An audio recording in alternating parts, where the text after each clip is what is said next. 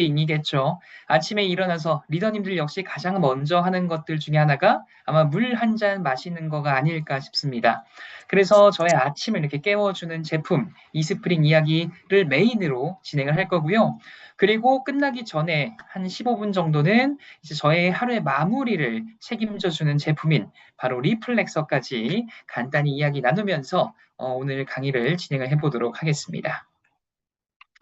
네, 리더님들 오늘 커피 몇 잔 드셨나요? 아마 뭐 한 잔 이상씩은 다들 드셨을 것 같습니다. 뭐 식후에 드셨을 수도 있고 또는 뭐 물 한 잔 마시고 모닝커피로 드셨던 분들도 계실 것 같은데 우리가 커피를 생각을 해보면요. 예전보다 이 주문을 하는 사람들을 이렇게 지켜보시면은 조금 더 주문이 디테일해졌다라는 걸 느끼시는 적도 많이 계실 것 같아요. 그러니까 예전 같은 경우는 뭐 아메리카노 한 잔 주세요. 카페 라떼 한 잔 주세요.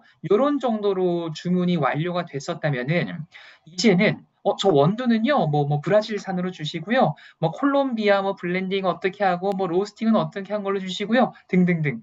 굉장히 디테일한 주문을 하시는 분들이 많이 계시죠. 그만큼 예전 대비 이 커피에 대한 관심도나 조금 더 깊이 파시는 분들이 많아졌다라는 증거일 것 같습니다.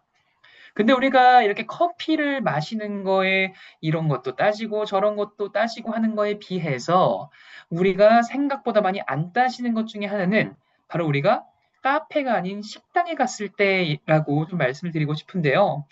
우리가 식당에 가서도 가장 먼저 또 마시는 게 바로 물 아니겠습니까? 근데 점원분이 물을 갖다 주셨을 때, 이 물은 미세 플라스틱이 없나? 과부하 물은 없나? 미네랄은 얼마나 들어있지? 등등등. 우리가 마치 커피의 원두는 어떻고, 맛은 어떻고 이렇게 따지는 것만큼 물을 따지시는 분들은 많지는 않으실 것 같습니다.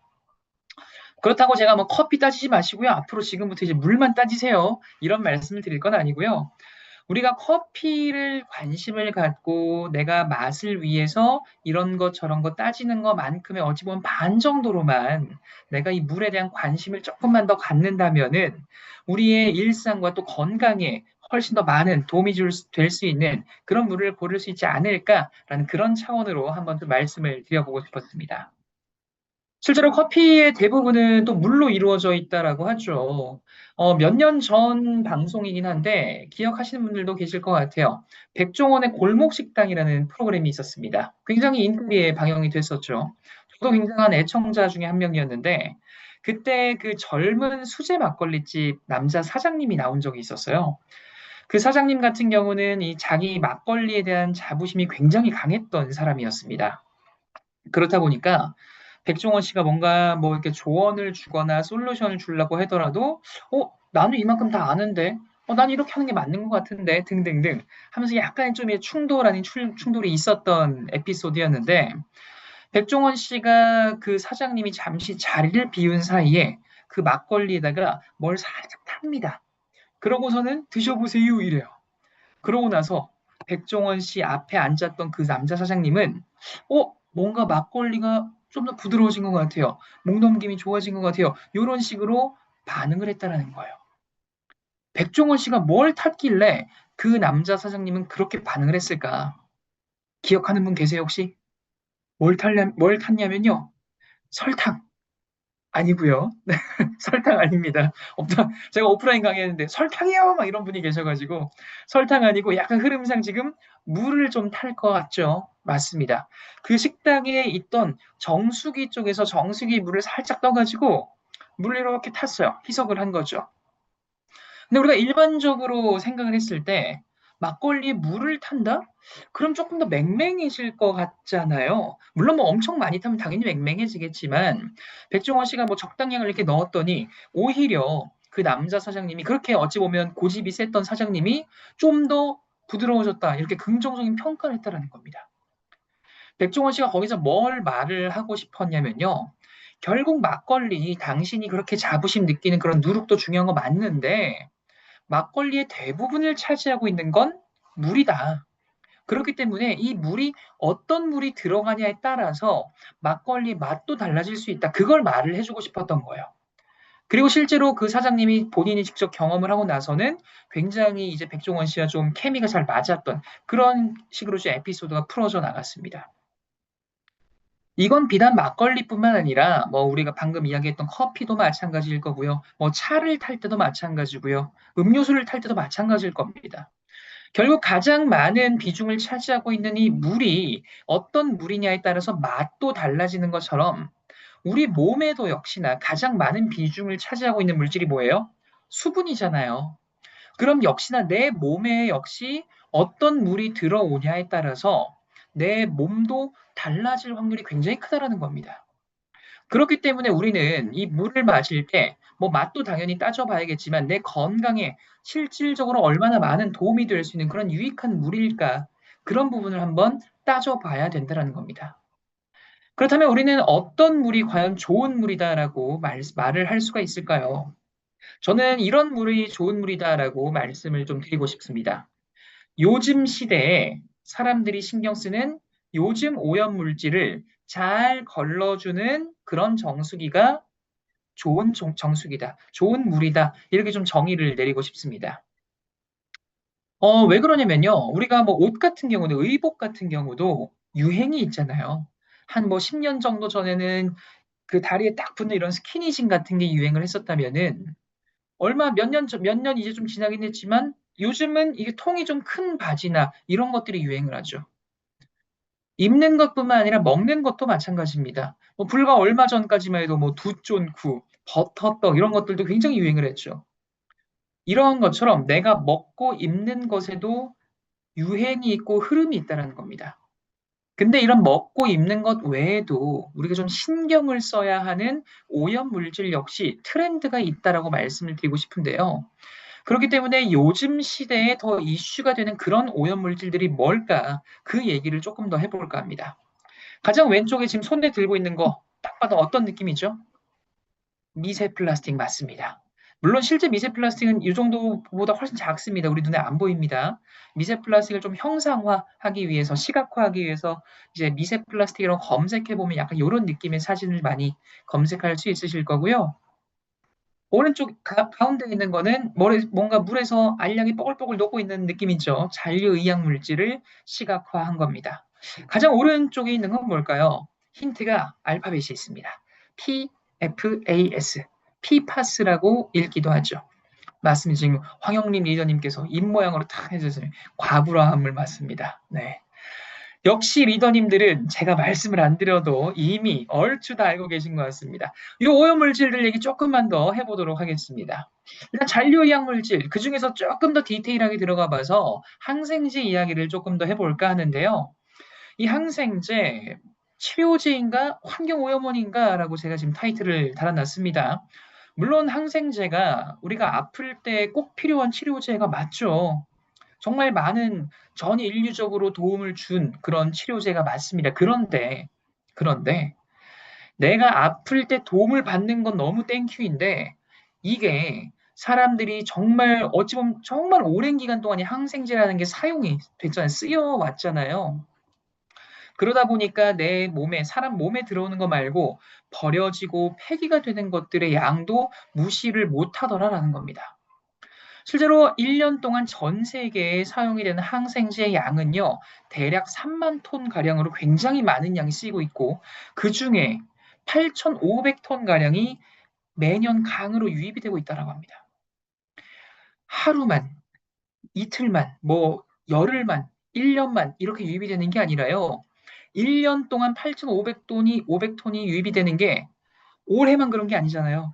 재작년에도 10년 전에도 20년 전에도 그리고 또 앞으로도 비슷한 양이 계속적으로 이 정도는 흘러 들어갈 거다라는 얘기입니다.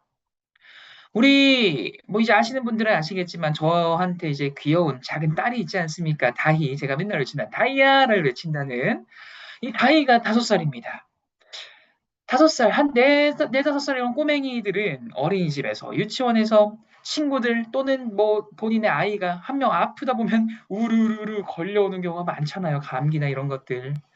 그러다 보면은 봄, 여름, 가을, 겨울 할 것 없이 병원을 자주 갈 일이 많고 또 증상이 심하다 보면은 Recording in 의사 progress. 선생님도 이거를 뭐 처방을 해주기 싫지만서도 항생제를 처방을 해줄 때도 있다는 겁니다. 그만큼 어찌 보면은 아이 또 어른 할 것 없이 이 항생제라는 건 굉장히 많이 사용이 된다는 거예요. 특히나 저처럼 아직 자녀가 어린 분들 같은 경우는 아이들한테 하나 먹일 때도 굉장히 많은 것들을 신경을 쓰잖아요. 그런데 항생제 먹일 때도 줄 때도 굉장히 고민이 많은데 이런 항생제가 전 세계적으로 많이 오염이 되어 있는 상태다라고 하면은 물 한 잔 줄 때 굉장히 많은 고민이 될 것 같아요. 왜냐? 밥은 하루 세 끼 먹잖아요. 근데 물은요, 아이 일어나자마자 먹여야 되고요. 자기 전까지도 계속 먹여야 되는 게 물이잖아요. 근데 물 뜰 때마다, 항생제 나 뉴스 봤는데 막 TV, 유튜브 봤는데 이런 게 오염됐다던데 고민하면서 뜰 수가 없어요. 안심하고 뜰 수 있어야 된다는 겁니다. 화불암물도 마찬가지입니다. 이번엔 미국 지도를 갖고 와봤는데요. 하늘 색깔 점을 조금 집중을 해주시면 좋겠습니다. 하늘 색깔이 지금 미국 전역에 굉장히 촘촘촘하게 찍혀 있습니다. 하늘 색깔이 뭘 의미를 하냐면요. 드링킹 워터 어보브 프로포즈드 리미트라고 해서 이 식수가 과부라물이 현재 오염 수준을 넘긴 그런 지역들을 하늘색으로 표시를 해놓은 겁니다. 미국 주요 대도시들이 몰려있는 정말 많은 지역에 굉장히 지금 촘촘하게 찍혀 있다는 걸 이미 확인을 해보실 수 있으실 거고요. 그만큼 이건 미국 내에 이 과불화화물 오염도가 상당히 심각하다라는 겁니다. 옛날 자료 아니고요. 2026년 2월 가장 최근 자료로 제가 한 번 더 업데이트를 해온 자료입니다. 그러다 보니까 미국 정부에서는 이 과부라물에 대한 규제를 굉장히 현재 엄격하게 진행하고 있습니다. 얼마나 엄격하냐면요. 과부라물 주요국의 과부라물 수질 기준이라고 해서 이 표를 보시면은 가운데 미국 이제 수치가 나와 있죠. 4라고 나와 있습니다. 이 4가 뭘 의미를 하냐면은 오른쪽 위에 이렇게 좀 단위가 나와 있습니다. 나노그램 퍼 리터예요. 다시 한번 4 나노그램 퍼 리터. 네. 이 4나노그램, 그러니까 1리터의 물을 떴을 때 4나노그램이 넘으면 뭔가 제지를 할 거야, 규제를 할 거야. 그래서 요거 미만으로 나오게 해야 돼라고 지금 제재를 하고 있는 거죠. 기준을 잡고 있는 거죠. 얼마나 작은지 감도 안 옵니다. 나노그램. 네. 밀리리터, 밀리그램만 해도 굉장히 적은 수치일 것 같은데 그보다도 훨씬 더 작은 나노그램이다 보니까 이 4나노그램 퍼 리터를 쉽게 좀 설명을 해드리면요. 현재 기술력으로 측정할 수 있는 가장 최소치 정도라고 합니다. 그러니까 물을 떴을 때 쉽게 말하면 과부하물 그냥 없는 정도로 수질 기준 만들어 이 현재 환경을 좀 만들어 이렇게 현재 말을 하고 있다는 겁니다. 요걸 보고 나서 왼쪽에 있는 한국 기준을 보면 어떤가요? 70 나노그램 퍼 리터입니다. 갑자기 엄청 커 보이죠? 네. 일단은 걱정 안 하셔도 된다는 말씀 먼저 드리고 싶습니다. 4랑 70을 비교하면 당연히 커 보이는 건 맞는데요. 이 70 나노그램도 굉장히 적은 수치입니다. 당연히 우리나라에서도 혹시라도 과부한물이 있더라도 사람 몸에 들어오더라도 안 좋은 영향 끼치지 않을 정도의 그런 기준을 갖고는 있습니다. 다만 제가 드리고 싶은 말씀은 우리나라도 많지는 않다고는 할 수 있겠지만 미국과 비교해봤을 때 요 상대적인 많음은 다들 공감을 하실 것 같아요. 그리고 이런 기준을 또 보고 또는 뉴스나 이런 것들을 보다 보면은 아무래도 조금 걱정은 될 수 있을 것 같습니다. 그래서 이제 많은 학회라던가 이런 뭐 컨퍼런스나 이런 것들을 통해서 조금 검색을 해보시다 보면요. 요즘 과불과 화합물을 주제로 한 이런 논의가 굉장히 많이 이루어지고 있습니다. 그래서 이제 예전 환경부죠. 지금 현 에너지, 기후에너지 환경부, 줄여서 기후부라고 표현합니다. 기후부에서 작년 말에 과불화물에 대한 수돗물 수질 기준을 다시 마련을 하겠다라는 계획을 발표를 하게 됐습니다. 아마 근 몇 년 안에 다시 한번 또 기준이 재정립되지 않을까라는 생각이 듭니다. 왜냐면은 보통 미국이 이렇게 기준을 강화를 하다 보면요. 주요국들은 좀 미국 기준을 좀 쫓아가는 경향도 있거든요. 실제로 이 70나노그램 per 리터는 미국이 4나노그램으로 대폭 축소하기 전에 미국 기준이기도 했습니다. 약간 이런 비하인드 스토리도 있어서 제가 이제 결론적으로 좀 드리고 싶은 말씀은 우리가 아직 리더님들은 과부하물을 우리가 강의도 많이 듣고 하시면서 조금 어찌 보면 익숙해지셨을 수도 있는데 실질적으로 뭐 길 가는 사람한테 혹시 과불암물이 뭔지 아세요? 라는 질문을 했을 때는 아마 많은 분들이 아직까지는 잘 모르지 않을까라는 생각이 좀 들기도 합니다. 하지만 우리는 그거를 기억을 하셔야 됩니다. 내가 또는 다른 사람이 과불암물이 뭔지 모른다고 해서 그 사람 몸에 과불암물이 혹시라도 들어온다고 했을 때 과불암물이 얘는 나를 모르네? 그럼 나는 얘한테는 안 좋은 영향 끼치지 말아야겠다라고 할까요? 절대 그렇지 않겠죠. 그렇기 때문에 설사 내가 모른다고 하더라도 위험이 되는 물질들은 분명하게 신경을 써야 한다라는 걸 다시 한번 좀 말씀을 드리고 싶습니다. 그래서 이렇게 한번 정리를 해보겠습니다. 제가 아까 좋은 물의 조건, 좋은 정수기의 조건은 그 시대에 맞는 그런 오염 물질들을 걸러줄 수 있는 게 좋은 물이다, 좋은 정수기다라고 말씀드렸죠. 그런 의미에서 우리 뉴 이스프링은 정말 새로운 시대에 맞는 새로운 정수기다라고 저는 자신 있게 말씀드리고 싶습니다. 왜냐? 미세 플라스틱은 99% 제거를 하고요. 과불화물은 NSF 기준 전 항목 7종에 대한 여과 성능을 인증을 받았습니다. 또 잔류의약 물질 역시 19종에 대한 여과 성능 검증까지 받았기 때문에 말 그대로 요즘 사람들이 가장 걱정하고 있는 물질들을 가장 안심하고 걸러낼 수 있는 그런 기술력이다라고 말씀을 드릴 수가 있겠는데요. 어떻게 이러한 것들을 다 걸러내고 안심할 수 있게 할 수 있었냐를 봤을 때는 이스프링의 핵심이라고 할 수 있는 E3 카본 필터가 있기 때문입니다. E3 카본 필터. 전 항상 제품 교육을 할 때 이 제품의 어떤 이름이나 명칭 또는 뭐 제품의 뜻 이런 것들을 잘 알고 계세요라고 항상 강조하는 편입니다. 왜냐면요, 내가 이런 것들을 모르고 써도 뭐 사용 자체를 못하는 건 아니겠죠. 쓸 수는 있겠죠. 하지만 어떤 의미를 알고 쓰시면요, 이게 다르게 보이거든요. 우리가 뉴 이스프링을 이제 1년 이상 쓰신 분들도 계실 거고 또 필터 교체를 해보신 분들도 계실 겁니다.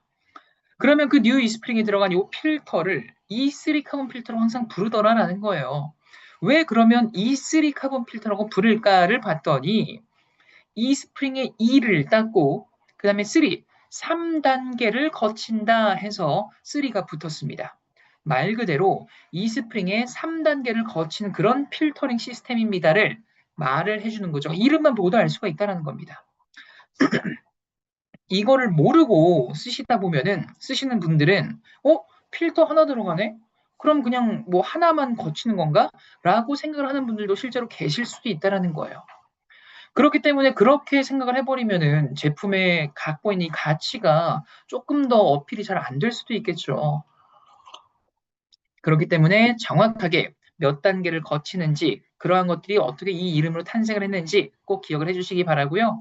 첫 번째 단계는 프리필터입니다. 가장 앞단에서 큼지막한 물질들을 걸러주는 역할을 한다고 보시면 되겠고요. 뭐 침전물, 모래, 흙, 녹물 이런 것들이 이 단계에서 걸러지게 됩니다. 다음 단계는 디펜스 가드입니다. 이름에서부터 뭔가 감이 오시죠. 디펜스 딱 막아주는 그런 느낌이 납니다. 디펜스 가드에서 가장 대표적으로 거르는 물질은 미세 플라스틱이 이 단계에서 걸러집니다. 디펜스 가드는 뭘 디펜스 막아주냐면요. 가장 안쪽에 위치한 가장 핵심이라고 할 수 있는 카본 블록 필터를 막아주는 역할을 합니다.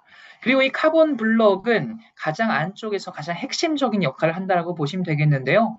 뭐 아까 나눴던 과불화합물, 뭐 중금속, 잔류의약물질 등등등 사람들이 걱정하는 대부분의 오염 물질들이 이 단계에서 걸러진다라고 이해를 해주시면 되겠습니다. 미세 플라스틱 이야기를 조금 더 해볼까 합니다. 이제 리더님들 정수기 고를 때는요, 세 가지의 기준을 꼭 기억을 하시기 바랍니다. 내가 선택을 하는 입장이시라면은 꼭 따져보시고요. 누군가에게 전달하는 입장이라고 하시면은 이 세 가지 기준을 꼭 잊지 말고 전달해 보시기 바랍니다. 첫 번째 기준. 그 정수기 미세 플라스틱 걸을 수 있어요? 요걸 한번 따져보는 거죠. 그럼 두 그룹으로 나눠지겠죠? 걸을 수 있는 그룹이 있을 거고 없는 그룹이 있을 겁니다. 그럼 없는 그룹은 이제 옆으로 치워 넣으시면 되고요. 남은 걸을 수 있어요 하는 데서 두 번째 질문을 따져보시면 됩니다. 걸을 수 있다고요? 그러면은 그 정수기 미세 플라스틱 몇 프로나 걸을 수 있어요? 이거 한번 따져보세요. 그럼 또 두 가지 그룹으로 나눠질 거예요. 어떤 그룹? 아, 저희는요, 요 몇 프로를 걸을 수 있습니다라고 말하는 그룹이 있을 거고요. 어떤 그룹은, 저희, 미세 플러스 걸르긴 걸러요. 아니, 그냥 걸러요. 약간 이런 느낌. 몇 프로인지까지 말 안 하는. 그럼 몇 프로인지 말 안 하면 또 치워놓으시면 돼요. 왜요? 자신이 있으면 자랑하고 싶으면요. 회사 입장에서는 디테일하게 말할 수밖에 없어요. 왜냐? 그만큼 자랑거리니까. 그러면은 몇 프로 걸읍니다라고 말을 하는 회사 또는 제품이라면은, 요 녀석들 꽤 괜찮은데까지 생각을 해볼 수 있겠죠. 그럼 이제 마지막 세 번째 질문을 하시면 됩니다. 그 몇 프로 걸은다고 한 거 어디서 인증받았어요? 요거까지 질문해 보십시오. 그러면은 이제 남는 거 거의 없을 겁니다. 그리고 어디서 인증받았는지를 어디 거를 체크를 해 보셔야 되냐면은 NSF인지를 꼭 한번 체크를 해 보십시오. 일단 첫 번째, 미세 플러스를 걸을 수 있냐 없냐. 요건 굳이 제가 설명 안 드려도 쉽게 이해되실 거고. 두 번째, 몇 프로 걸을 수 있냐. 요것도 굳이 제가 설명 안 드려도 당연히 수치가 높으면 게 좋겠죠. 그럼 마지막 세 번째, 어디서 걸르는 건지 봐라 라고 했을 때 NSF 걸 보세요라고 했을 때 여기서는 조금 잘 모르는 분들도 계실 것 같아요. NSF? NSF에서 걸른 인증받은 거면 그렇게 좋은 건가? 네, 맞아요. 그렇게 좋은 거예요. 왜 좋은지를 알고 가셔야겠죠. 마치 이런 느낌입니다. 미세 플라스틱을 우리가 몇 프로 누군가 걸읍니다라고 말을 했을 때, 이 몇 프로 걸러라는 결과가 나오기 위해서는 어떤 시험이 진행이 됐다라는 얘기잖아요. 그렇기 때문에 결과가 나왔겠죠. 그러면 그 시험이 진행이 되는 그 시험, 그 기준, 그 과정은 누가 만들 수가 있을까요? 누군가 만들었기 때문에 시험을 진행을 했겠죠. 그렇죠? 그러면 누군가가 시험을 만들었다고 했을 때 그걸 과연 누가 인정을 해줄 수 있냐? 얼마나 많은 사람들이 공감하고 이걸 사용할 거냐를 따져봤을 때 NSF만큼의 공신력과 힘을 가진 기관이 없다라는 거예요. NSF가 어찌 보면 좀 끝판왕의 기준이라는 거예요. 쉽게 말해서 기준을 만들 수 있는 기관이다라는 거예요. 우리 미세 플라스틱이 요새 좀 이슈가 되니까 우리가 미세 플라스틱을 시험할 수 있는 이런 기준을 만들어 볼게요.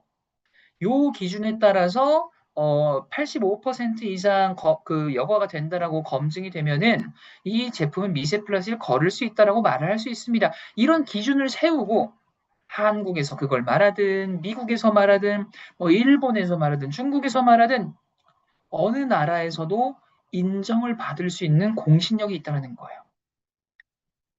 그렇기 때문에 어느 기관에서 이걸 인증받았는지 걸러내는 거를 검증받았는지 꼭 한번 체크해 보셔야 된다는 겁니다.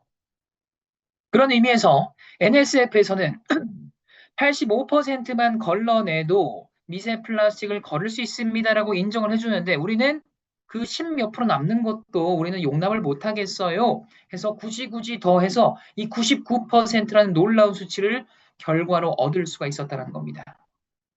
신종의약품도 마찬가지입니다. 우리 뉴이스프링 신종의약물질 아까 제가 뭐 항생제 성분도 말씀드렸는데 굉장히 신경 쓸 게 많습니다. 근데 이러한 물질 내가 열심히 공부를 한다고 여러 개를 다 리스트업 해가지고 달달달달달 외웠습니다. 과연 얼마나 많은 도움이 될까요?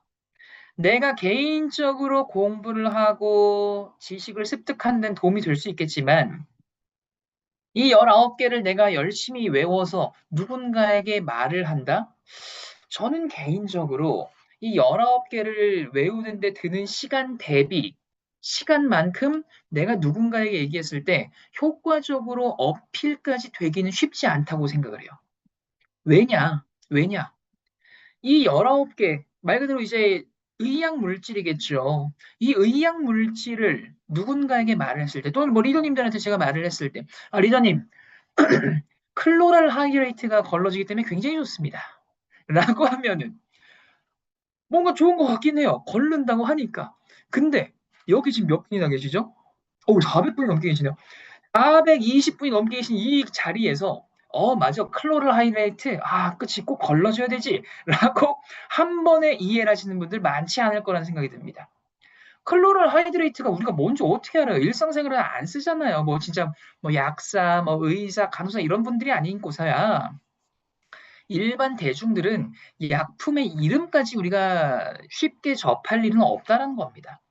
그렇기 때문에 내가 이 19가지를 리스트업을 다 찾아가지고 다 외운다고 한들 내가 이거를 말을 해도 어찌 보면 내 공부는 잘 되었을지 모르겠지만 내 얘기를 아, 오늘 왜 이렇게 목이 잠기죠? 죄송합니다. 물 한 잔 마실게요. 내 얘기를 듣는 입장에서는 이해를 못할 확률이 크다라는 겁니다. 그래서 저는요, 리더님들이 꼭 기억을 하셨으면 하는 그 물질들만 몇 개 좀 리스트업을 해왔습니다. 그 대표적인 게 설파메라진, 설파메타진, 설파메톡사솔. 이 얼마나 안 좋은 물질들, 이러한 물질들을 잘 걸러냅니까? 까지래 제가 말을 했을 때 역시 이해가 되시면 안 됩니다. 네. 뭐 제 강의를 이미 많이 들어보신 분들이라면 제가 어떤 말을 할지 대략적으로 느낌이 올 것 같습니다. 지금 보시면요. 제가 설파메라진, 설파메타진 이런 것들의 공통점이 하나가 있습니다. 앞에 뭐가 있죠? 설파가 붙습니다. 네. 설파가 붙는 것들은 쉽게 말해서 항생제 성분을 의미한다고 보시면 되겠습니다. 그래서 이렇게 한번 정리를 볼게요. 아, 누구님, 저희 정수기는요, 설파메라진이라는 성분도 거를 수가 있는데요. 아, 설파메라진이라 그러면 조금 용어가 어렵죠. 어렵게 생각하지 마시고요. 앞에 설파가 붙으면은 항생제 성분을 의미합니다. 그렇게 말씀을 하시면은 굳이 여러 개를 다 말하지 않더라도, 이런 것들도 거를 수 있어? 내가 하나만 말해도 굉장히 큰 어필을 할 수 있을 거라고 저는 생각이 듭니다. 지금 이상철 리더님께서 질문을 주셨는데 중요한 질문을 주셔서 제가 요거를 좀 말씀을 드리면서 조금 더 설명을 해보겠습니다. 이상철 리더님께서 정부에서 미세 플라스틱에 대해서는 언급하지 말라고 이전에 강의할 때 들었었는데 일반 소비자에게 언급해도 상관없는 건가요? 오, 요거 굉장히 날카로운 질문 주셨고요. 약간 요걸 제가 디테일하게 좀 구분을 해서 설명을 해드려야 할 것 같습니다. 정부에서 미세 플라스틱에 대해서 언급하지 마세요라고 한 부분은요. 미세 플라스틱의 미자도 꺼내지 마세요는 아닙니다. 미세 플라스틱이 사람의 몸에 악영향을 끼친다거나 뭐 신체, 인체에 어떤 영향을 끼친다라고 하는 이러한 것들에 대한 언급은 하면 안 된다라고 말을 한 겁니다. 무슨 말이냐면요. 미세 플라스틱은 현재도 어찌 보면 새롭게 그 발견된 몇 년 사이에 이제 이슈가 된 물질이다 보니까 아직도 연구가 계속적으로 진행이 되고 있는 물질 중에 하나입니다. 그렇다 보니까 무조건 안 좋다, 무조건 좋다, 인체에 무조건 어떤 영향을 끼친다라고 정부 차원으로 발표한 자료는 아직 없어요. 그렇다 보니까 미세 플라스틱이 우리 몸속에 들어온다고 했을 때, 뭐, 예를 드는 겁니다. 뭐, 어떤 부분에 안 좋을 수 있어요. 이러한 얘기는 하면 안 된다라고 이제 지침이 내려온 부분이고요. 그래서 조금 눈치 빠르신 분들은 눈치채셨을 수 있는데 제가 지금까지 오늘 강의에서 그리고 작년, 재작년부터도 미세 플라스틱에 대해서 이런 게 안 좋습니다라고 말한 적은 단 한 번도 없어요. 오늘 강의에서 저는 미세 플라스틱 무슨 얘기만 했냐? 우리 99% 걸러냅니다만 얘기하고 있어요. 그 부분은 오케이 말씀하셔도 괜찮습니다. 그래서 뭐 아메이뿐만 아니라 다른 정수기 회사들도 미세 플라스틱 파트를 보시면요. 미세 플라스틱 이런 게 안 좋아요 라고 하는 회사들은 메이저 회사들 기준 이렇게 조금 완전 중소기업이거나 조그만 회사 말고 우리가 이름만 들어도 아는 회사들 기준에서는 미세 플라스틱의 악영향을 얘기하는 회사들은 아마 없을 겁니다. 많이 혼나요, 그러면. 그래서 아마 어느 정도 걸러요 정도로 설명이 된다. 그거는 전혀 문제 없다. 그렇게 이해를 해주시면 되겠습니다. 날카로운 질문이셔서 제가 이건 중간에 조금 더 부연 설명을 드려봤습니다. 네, 그 다음엔 이제 과불화 화물입니다. 우리 지금 미세 플라스틱 이야기했고요. 잔류이약 물질 얘기했고요. 과불화물에 대한 이야기는 이렇게 좀 설명을 드리고 싶습니다. NSF 인증으로 전 7종에 대한 여과 성능을 인증을 받았다라고 했는데 이 과불화물은 일상생활에서 굉장히 많이 역시나 도움을 주는 편리함을 주는 그런 물질이죠. 대표적인 게 뭐 코팅 후라이팬, 뭐 종이컵, 아니면 조금 크게 봤을 때는 우리 소방관들이 쓰는 그 소방폼, 불 끌 때 쓰는 소방폼, 그런 것들. 굉장히 다양한 분야에서 이 과부하물에 대해서 많이 이제 사용이 되고 있습니다. 그런데 이 과부하물이 많은 기간 동안 또 수십 년간 사용이 되면서 우리가 어찌 보면은 편리함을 많이 느꼈었는데, 이게 어찌됐든 버려지고 또 폐기가 되면서 누군가는 이 부분에 대해서 연구를 했다라는 겁니다. 야, 이거 환경에 괜찮을까? 사람의 몸엔 괜찮을까? 이러한 것들이 연구가 진행이 됐고, 과부라물은 이 환경뿐만 아니라 인체에도 신체에도 안 좋은 영향을 끼칠 수 있다는 연구 결과가 굉장히 많습니다.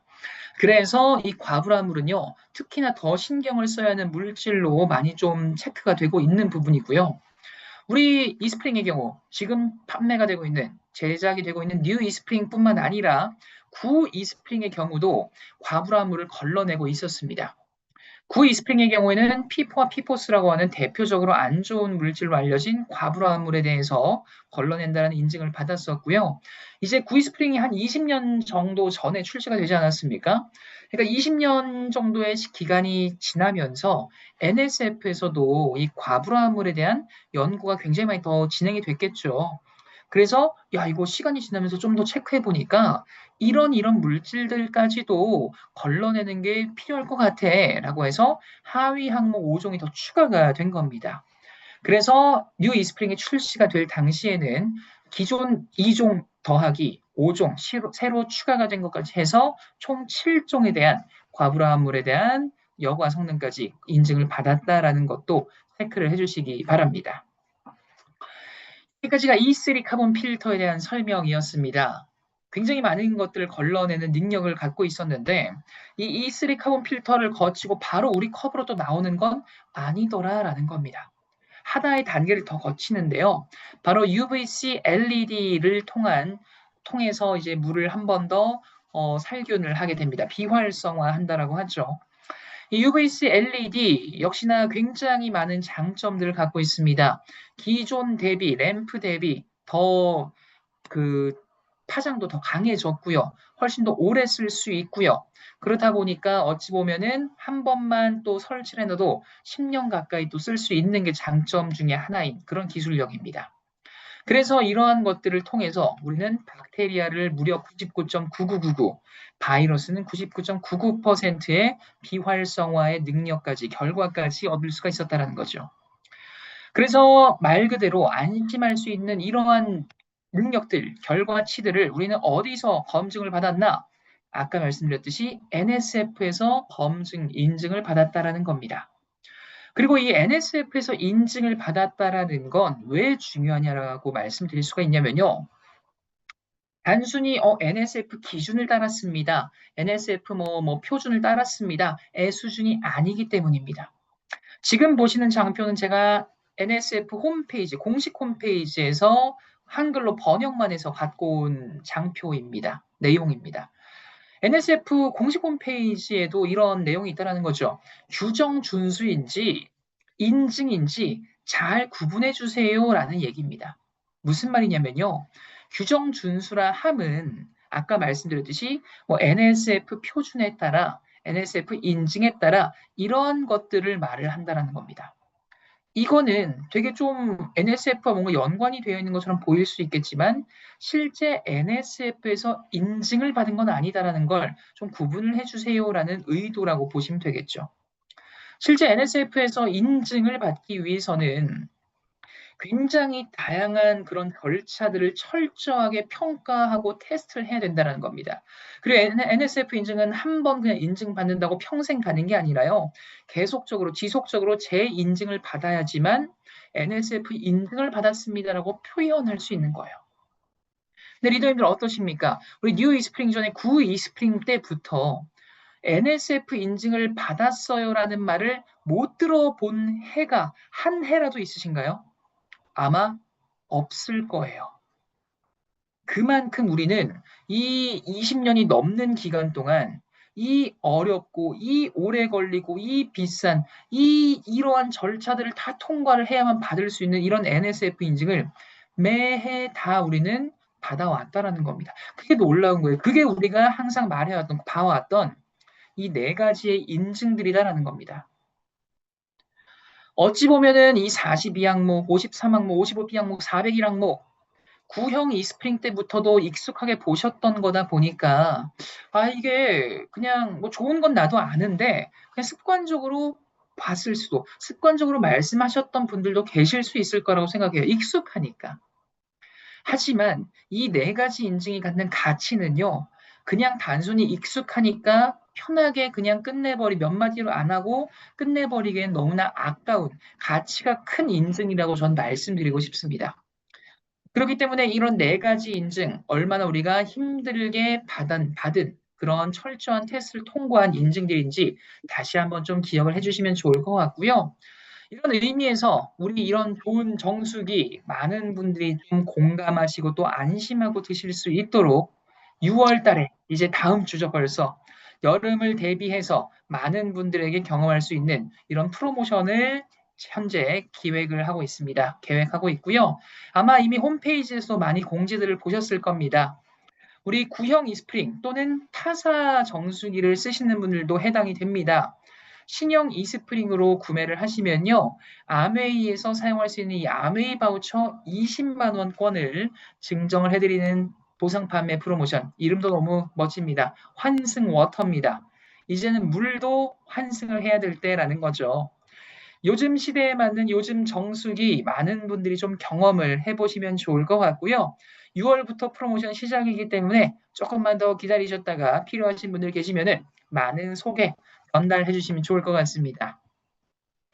네, 한국을 넘어서 전 세계가 신뢰하는 물의 기준입니다. 우리 이스프링과 함께하면 안심할 수 있다는 말씀 드리면서 남은 시간은 아까 저의 하루를 마무리를 책임져 준다고 했던 리플렉스 한번 보도록 하겠습니다.